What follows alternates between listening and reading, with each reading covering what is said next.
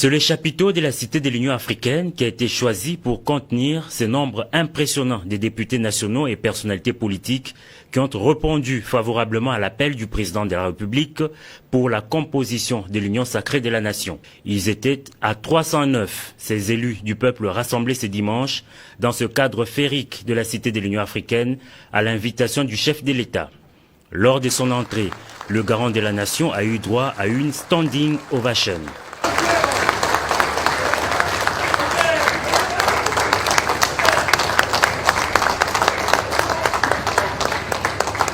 Initiateur de la rencontre, le président de la République a, dans son mot des circonstances, circonscrit le cadre de cet événement. Félix Antoine Tshisekedi Tshilombo a commencé par présenter ses vœux de nouvel an à l'assistance. Il a par la suite expliqué la vision qu'il porte de l'union sacrée de la nation. Nous sommes à un tournant décisif de l'histoire de notre pays et cette histoire commence maintenant à s'écrire sur une autre page. Ma vision, elle est basée autour de l'homme congolais. Quand je dis l'homme, je n'exclus pas du tout les femmes, c'est l'homme avec grand H.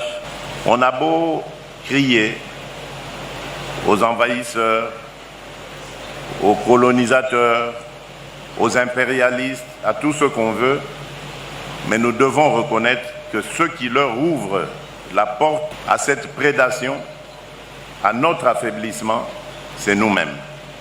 Le Congolais a perdu l'amour du Congolais et du Congo, sa patrie.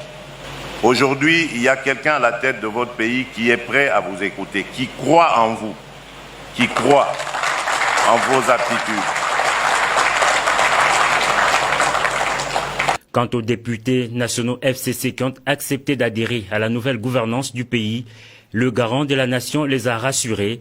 Vous n'avez pas trahi, a-t-il dit. Là, je m'adresse principalement à nos frères et sœurs, honorables députés venus du FCC. Je voulais vous dire, surtout à vous, ne vous sentez pas du tout gênés parce qu'on vous chante à longueur de journée que vous avez trahi. Ce n'est pas vrai.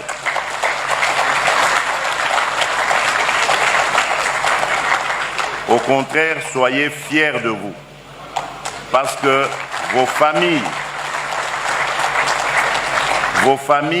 vos électeurs sont fiers de vous. Vous les avez honorés. Vous n'avez trahi personne parce que vous n'avez pas transformé vos engagements politiques. Vous n'avez pas quitté un parti politique pour entrer dans un autre. Vous avez compris tout simplement où était le bon sens et l'intérêt de notre nation. Et vous y avez répondu. Tour à tour, les députés nationaux se sont succédés à la tribune pour affirmer leur loyauté à l'autorité suprême du pays. C'est le président du bureau d'âge de l'Assemblée nationale qui a ouvert le bal.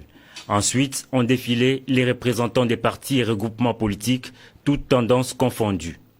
Au finish, le président de la République a remercié tous les intervenants. Je suis convaincu qu'ensemble, nous allons réussir, a-t-il dit.